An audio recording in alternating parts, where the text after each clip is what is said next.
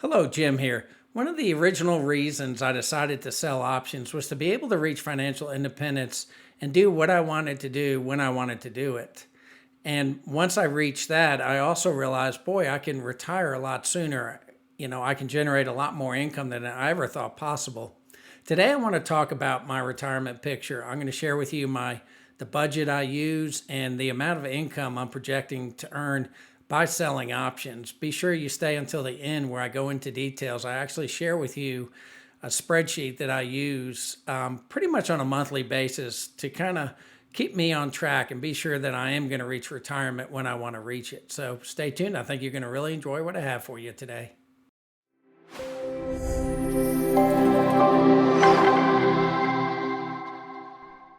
Okay, let's go ahead and jump right in. I do want to share a little bit of my journey. I originally had all my accounts at Schwab. I had a SEP account and IRA. I did have one account actually at Fidelity, and that was just a 401k that was from AT&T. It was probably 20, 25 years old. And, so I was doing most of my trading at Schwab. I was kind of learning the ins and outs of trading options. I started first in my taxable accounts, didn't realize I could trade in my retirement accounts. Later learned, wow, I can trade in these accounts and there's no impact tax wise. So then I started trading in my IRA account and did that probably for a year. Then I started thinking, how am I doing in my 401k? So I decided to compare my 401k with my IRA with options at Schwab. And I found I was doing much better in my IRA with options. So at that point, I decided to go ahead and convert my 401k into an IRA. And I did that at Fidelity. I kept it at Fidelity.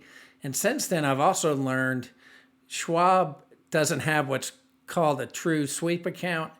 You have to move money back and forth between money markets, but Fidelity has a true sweep account. And because of that, the money I use in the account, if it's sitting in cash and I'm trading in puts, that cash actually earns interest. So ends up being a big impact. So at that time, I decided I'm going to go ahead and move all my other accounts from Schwab over to Fidelity.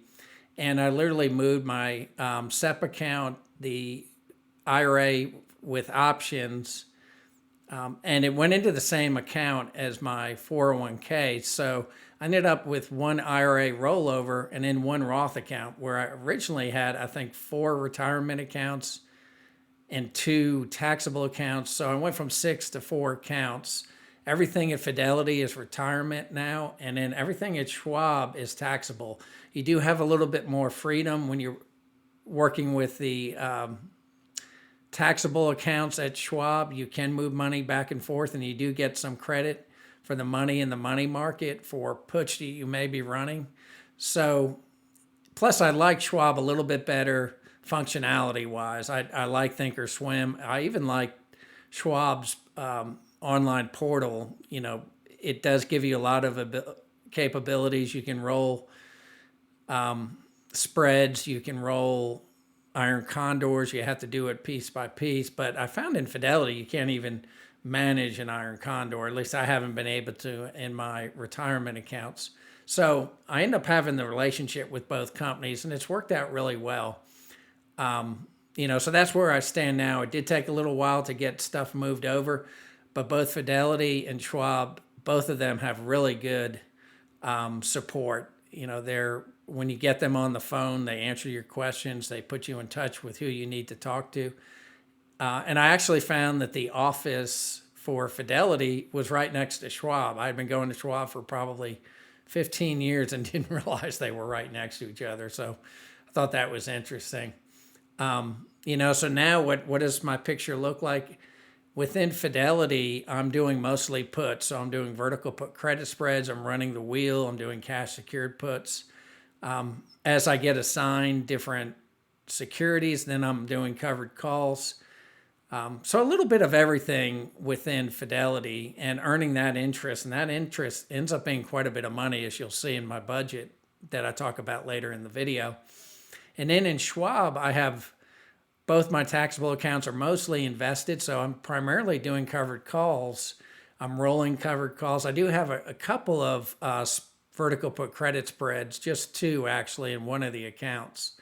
Now I may start doing more iron condors in Schwab, and I might even do some different types of trades. Like if I look at doing anything with futures or zero DTE, I'll probably do that in Schwab.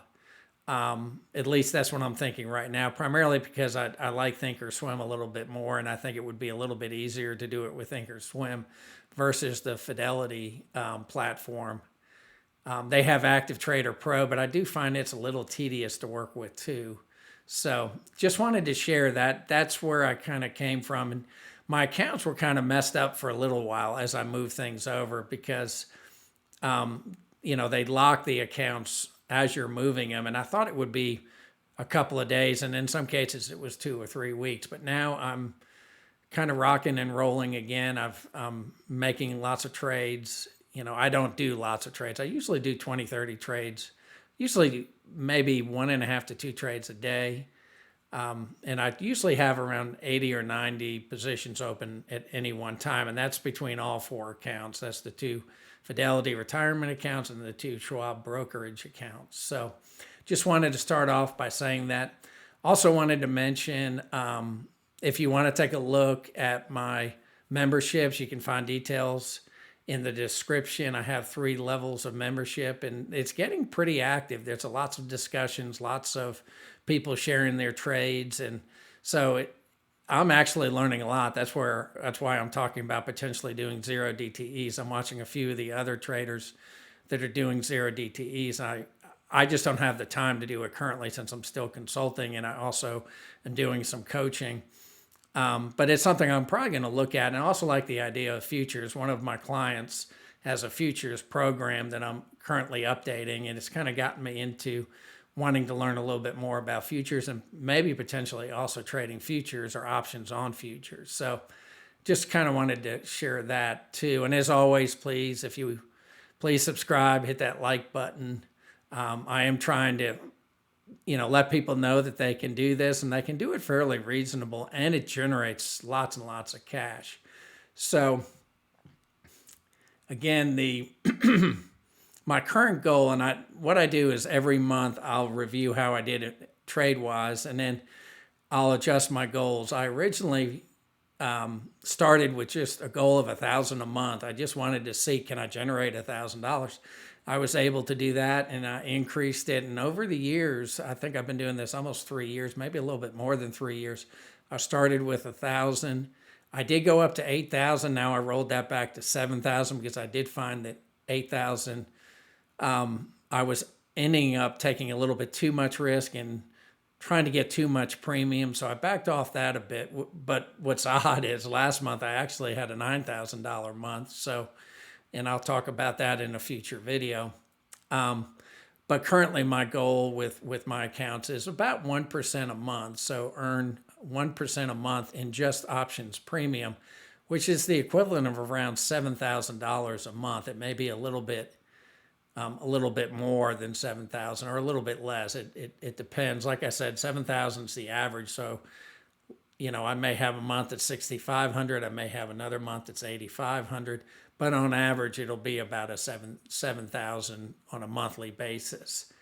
I run what I call the altered wheel strategy. I'm first an investor, then a trader. So I want to own more stocks. I typically try to pick the best companies, that have good return on equity. I typically like above 30% and a good return on assets, usually in the teens at least, if not higher, with little debt to no debt, as well as growing. If they pay dividends, they have plenty of cash for the dividends, and they're growing those dividends. So just a few of the things that I look at. So my goal is to own these companies. So I don't always write calls in such a way that they're going to get called away. I prefer to own them and have them for many, many years. Some of the stocks I currently have, I've had going back 15, 20, 30 years. Like my Coke, I've had for many, many years, probably over 40 years. So by running the altered wheel while we're going through kind of a tough time in the market, I think the market was down over 700 points today, at least the Dow was. one different way that I'm running the wheel is also, instead of cash secured puts, I'm doing what's called vertical put credit spreads. So I'm just buying a put. When I find a strike that I like, typically for a put looking at around a 15 delta, I'll go out $10 and I'll look to purchase a put to protect me on the downside, usually a $10 spread. I'll start at that $10 spread, then I'll work my way backwards. Is the $9 spread cheaper, or the $8 or $7? In some cases, I found that truly happens. I'm able to get like a $7, $6, $7, $8 spread that's cheaper than if I had purchased the $10 spread. For instance, say it's a $50 stock, I'll sell the 50, or a $60 stock, I'll sell a $50 strike, but then I'll buy a 40. But then when I look at 41, it may be cheaper to purchase than the 40. And then in that case, I'll purchase the 41 versus the 40. But protecting me on the downside, if the market has a major drop, that put will become worth more and more. So if I want to own those shares, which in a lot of cases I typically do have them assigned, then I'll sell the puts and I'll put that towards the cost basis of the stocks and get them at a much better price, potentially cheaper. I did that with CVS. I believe I did that with Citigroup. I did that with who else? eBay. A lot of different companies. Corning. Who else? 3M. Just to name a few. And what is really key with this kind of trading is really being patient. Like with today, I had a lot of members asking me, well, what am I doing with this position or that position? And I don't panic. I'm not, just because it's in the money and the P&L looks really negative. I do know there's a good chance the market may bounce tomorrow and suddenly it's not in the red anymore. And I can more likely close that position early, or potentially pick up, again, a great stock at a great price. So an inconsistency, I don't stop trading when we get, downturns. I continue to trade. I continue to do the same types of trades. Now, I may improve upon my methods. I may take a little bit less risk, when the market's really high. And I may adjust the expirations. I may adjust, how far I go out. I may also look at different deltas. Potentially, I may do ETFs versus stocks during rough times. A lot of times ETFs are a little less risky compared to stocks. I mean, most people should know that. But the patience, consistency, and then finding some improvements, always reviewing your trades at potentially at the end of the month or at the end of the quarter, just so you can learn what could you have done better. So like if you had an early assignment and maybe you decided you really didn't want that stock, did you pick the wrong stock? Did you not look at debt? I made some mistakes early on because I didn't take into consideration the debt that the company held. Lumen is a perfect example. They had way too much debt. So it's constant improvement. It's not massive changes, but it's slightly changing the perspective on how you trade and trying to improve upon it. Now, I also encourage, and I haven't done this enough recently because I've been fairly busy, but on a quarterly basis, like every quarter, I want to try a new type of trade or a new type of strategy. And that's where I talk about, well, I'll probably try a zero DTE or potentially try a different type of trade that I haven't done before. And that's another way to improve upon it. So just wanted to share that. The next part of this video will go into some detail about my budget and how I look at income coming down the road. The way I plan is a little bit different than most people, so I encourage you to continue watching. I also do provide this spreadsheet to my members, so I'll post it in my memberships and people can have access to my spreadsheet. And this is the actual spreadsheet that I used for my own planning. So stay tuned. Let's jump into the next part of the video. Okay, this is what I call my retirement budget with income. So on the right side, I have my income. I'm going to go over that here in a minute. But let's first start off with my budget. This is my true budget. And like I said, I'm going to provide this to my membership so that they can look at how much I'm spending on different things, and they can adjust it and use it however they see fit. But it has every type of expense, and I update it pretty frequently, probably every month, maybe a little more often.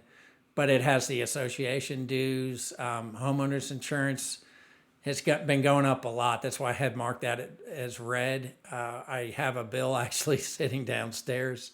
I have a feeling this has probably gone up another 10 to 20%. All the neighbors have been complaining that their homeowners insurance has gone through the roof. Real estate tax, another one, just like homeowners insurance. It seems I did get a new tax bill, and I think it's almost $5,000 now. So my taxes over the last 6 or 7 years, I think, is close to doubled. So pretty amazing. So I've got phone, household maintenance, supplies, lawn service.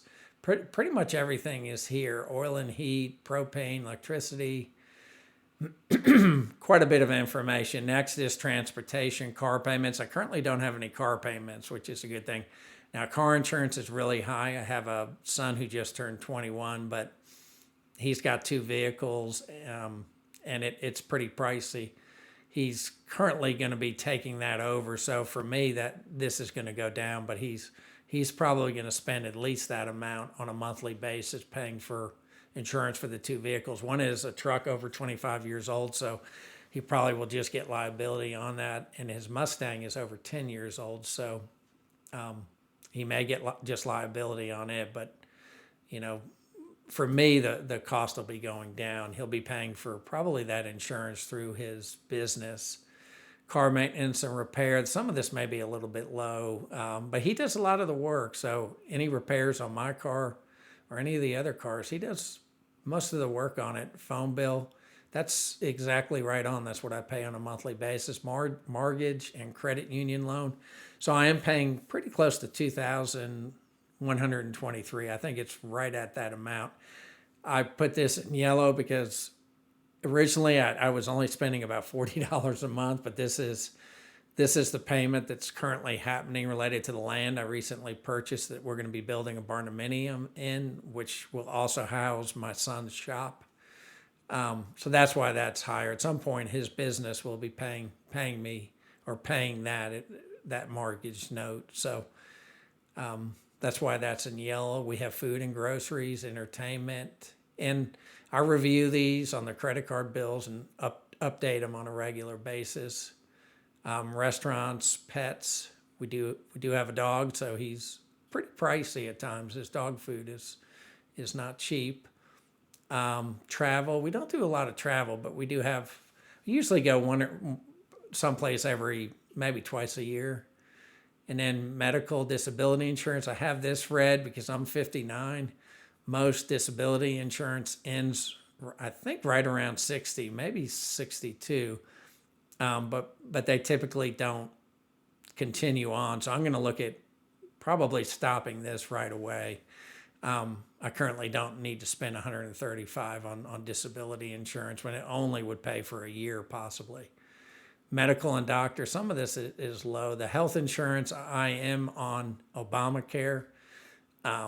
Sometimes I end up having to pay a little bit more when I do taxes, so if I'm not paying enough. But last year, I think it actually lowered my tax because it said I was paying more than I needed to.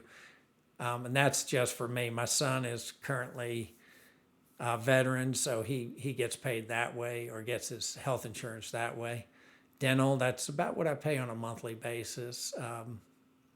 But overall, it's $69.49. I also have life insurance, too, that I'm going to keep. Now, if we come up here, this is the part that's different. I've also used a 4%rule.com, which is a great place to go if you want to look at, do you have enough money? You can plug in numbers. You can see, do I have enough to last me a lifetime? And that's why I mentioned that here. So it doesn't look like I'm going to need to take anything out, using something along the lines of the 4% rule. And that's primarily because of being able to earn so much in premiums from selling options, as well as the interest. So I have a taxable account total of $190. These are my current accounts, and I literally just these came directly from my different accounts. So then I have taxable cash. I have taxable dividends, all this information. This is the amount of cash that I currently have, and this is how much IRA and Roth dividends that come in. And then I use this down below. So the taxable interest is 31, this is on a monthly basis, 3173. The taxable dividends are 470.58. And the taxable premiums are 1,108 for selling options in my taxable accounts. So, and then for Fidelity interest, it's about $1,100 a month, and that's that 4.99% interest. So it's quite a bit. Now, one thing to keep in mind, all the stuff here in blue, that's within my retirement account. So I'm not pulling it out. I'm just showing you what it would create on a monthly basis, or what it would produce on a monthly basis. So interest is around 1,100. Premiums are around 54.29. This is that 1% return monthly. I fluctuate. Sometimes I'll have 0.8, sometimes 1.5. I've gone as high as 3%, probably as low as 0.4 or 0.5. I do suggest to people it's really difficult to go above 3%, at least the way I trade options, because I prefer to be an investor and to own a lot of these stocks. So can you do better than 3%? You can, but you have to trade a lot more often. You need to be sure you're closing your trades a lot quicker. But I have run into people who have done it, and I may even have some members that are currently doing it. And then Fidelity dividends, that's what that looks like. So here I have an area for part-time work. So, if you're retired and, you're working, the way I look at it is maybe you're working at a golf course at a pro shop, which is something I did that when I was in high school. I might do it again because I really enjoyed it. And my golf game isn't very good, but it's something that I probably would enjoy. And plus you get a discount on clubs and clothing and other stuff. And then here, if you need to use the 4% rule, even though they say withdraw 4% on a yearly basis, and your money will last forever, but you may not need 4%. You may only need 1 or 2%. That's where if I didn't have enough to cover my budget, then I might look at doing 2% versus 4% and adjust accordingly. Now, a lot of people are dying with way too much money. So I also encourage you, like I'm trying to encourage myself, get out there, have fun. For me, that's playing tennis, playing golf, reading, getting together with my Bible study group, and just staying busy. It's important. A lot of times, if you don't spend that money, especially when you're younger, because you can be a lot more active. In your 60s, you can be really active. And even in your 70s, you can be fairly active. My dad's 85, and he's really slowed down recently. So once you get into your 80s, you do slow down and you have much more health issues. So for me, my early retirement, at 59 and a half, you can start pulling out of your retirement accounts. So that's what I'm looking at. Currently, adding up these different values, I'm bringing in 8631, which is well above my current budget. So I could potentially spend a little bit more money. Now, part of this is going to be used to help finance my son's business. Instead of going to college, I'm helping him start a business. I'm putting that money towards starting a business. So the hope is he'll have like a 3-year runway. At the end of the 3 years, he's got a good functioning business that pays him a good salary, versus going to college and spending 4 years in college. So, and then the net is 1685. So with the fact that you can start pulling money out at 59 and a half, I would potentially do that before taking retirement, Social Security. I would probably push Social Security to 67. The only reason I would take it sooner would be if I had health issues. If I didn't think, my life expectancy would be into the 80s, I would probably look at taking it at 62. I think the break even is around 82 or something. If you think you're going to live to 82, you should put it off to 67. At least that's what I heard. Now, when this is just the addition of Social Security payment. So I would be making literally 10,847. Again, bringing in a little bit more money. And then, so I'd have even more to live off of at that time. The net would be 1470. Now this is taking this number and adjusting it for inflation. So it would be about the same. And if in fact I am making more than I need, I probably will reinvest it, and I probably will gift it to my son, or maybe even my nieces and nephews. So just something to think about. So that's how I look at it. My first part of retirement is, and I'm not really retired now, but I don't work full time, but I do this. And then at 59 and a half, I can access these funds. So it's like my second stage of retirement. And then once I have full retirement at 67, that's like my third stage, full retirement. But does that mean I'm going to stop working? No, not necessarily. I probably will continue to do the things I want to do. Maybe I'll do fewer of the things I don't want to do.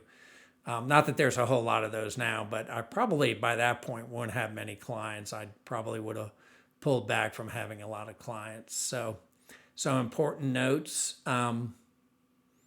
Paid down HELOC. I did pay down the HELOC, but then I put more on it. So I'm looking to pay that down.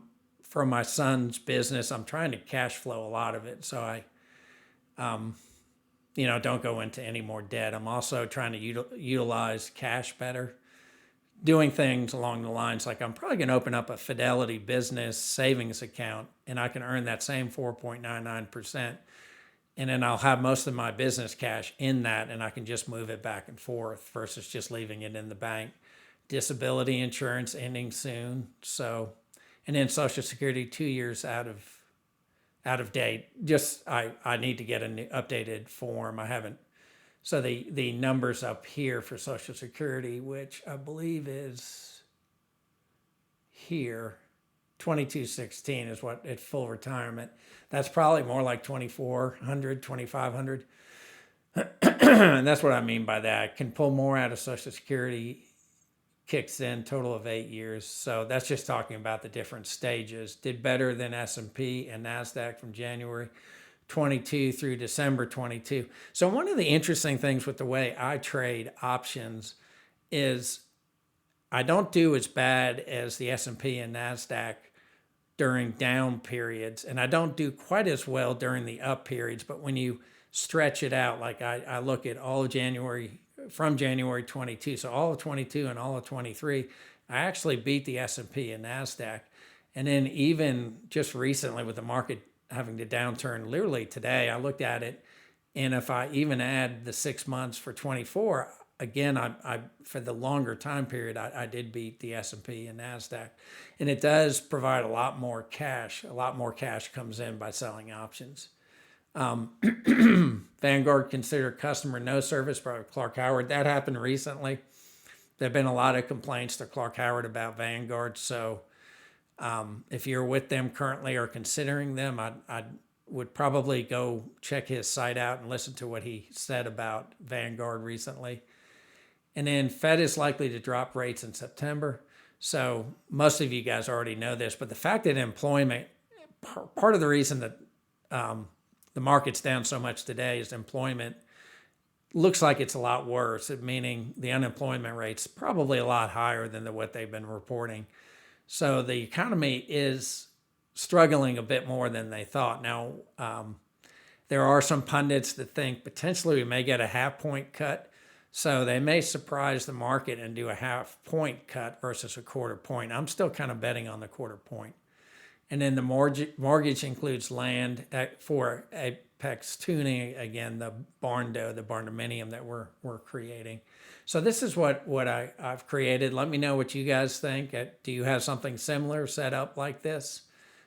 Please leave a comment. I try to answer all my comments within 48 hours. So thanks for watching and taking this time out of your day, and I look forward to seeing you next time.